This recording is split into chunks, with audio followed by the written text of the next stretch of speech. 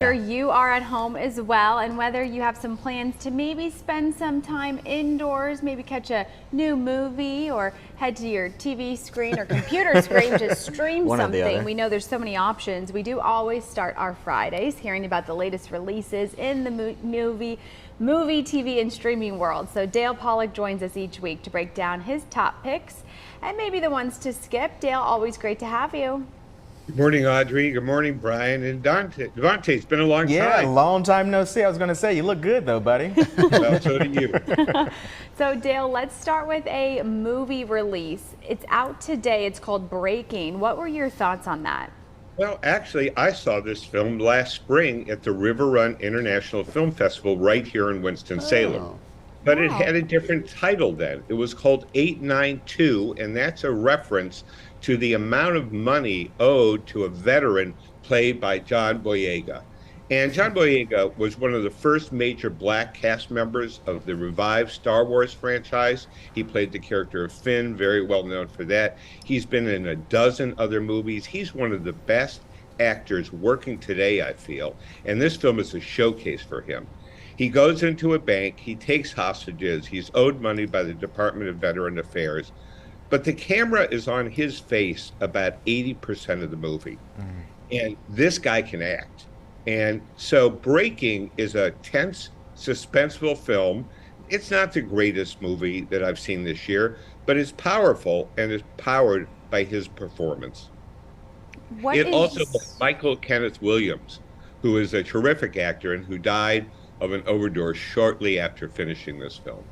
Sorry, Dale, I interrupted you. I was wondering what your popcorn rating is for Breaking. It's 3 popcorns. It doesn't rise to the level of one of the best films I've seen, but it's a very solid movie and a good choice for National Movie Day tomorrow, where I think admission at every theater in the country is $2. You can't beat that one. Dale, you know, remakes can go either one way or the other. Amazon released their remake of a classic, A League of Their Own. Do you think fans of the original movie will be satisfied with this one?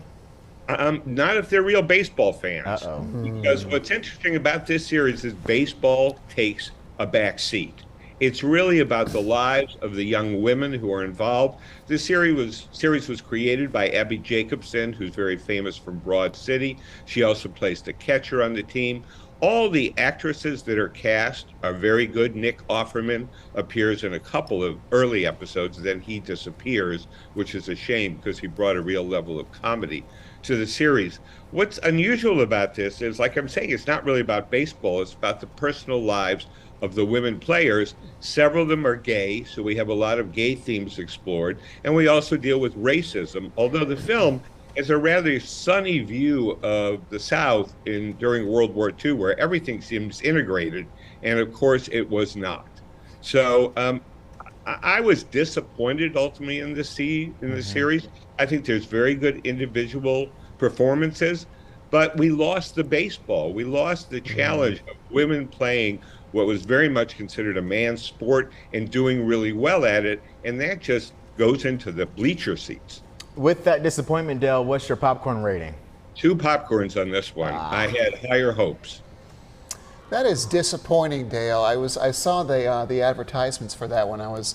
Maybe won't catch it after all now. But there is something that also caught my attention. It's a new documentary about Princess Diana. It's on HBO. What's your recommendation for that one? Pretty low. I was looking forward to this. I was visited by my daughter-in-law, who is pretty obsessed with Princess Di. She consumes everything about her. And I watched this with her, and she was disappointed. It's just basically a rehash of news footage. There's no new interviews. There's no new perspective. There's no new nothing. It's just old footage, old interviews. And it's interesting in the sense of Diana as a historical character now. She's been dead long enough that she's become history. And yet nothing in this film makes it clear why she was so compelling a character, why she entranced so many people, particularly women, all around the world.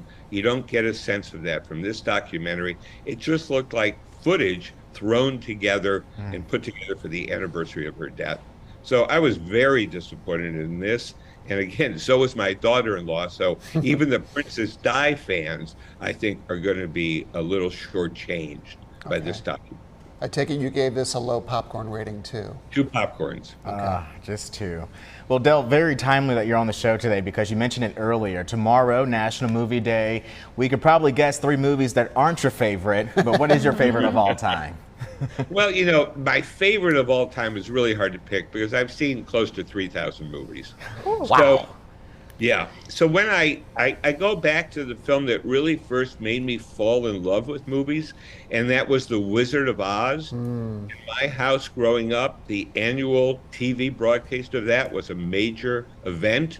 The whole family would gather. We watched it year after year after year. And it's what made me fall in love with movies, and it's where I've spent my entire career. So that film is very critical for me. It's sort of launching me into the interest that has sustained me throughout my life. It's a classic for sure. It is. First movie in Technicolor, as a matter of fact. Yes, Oh, wow. yes. When you started in black and white. When you get to Oz, it's all brilliant color. That's cool. All right, Del, thank you so much. And of course, you guys at home can get in touch with Del at DellMPollock.com. All right.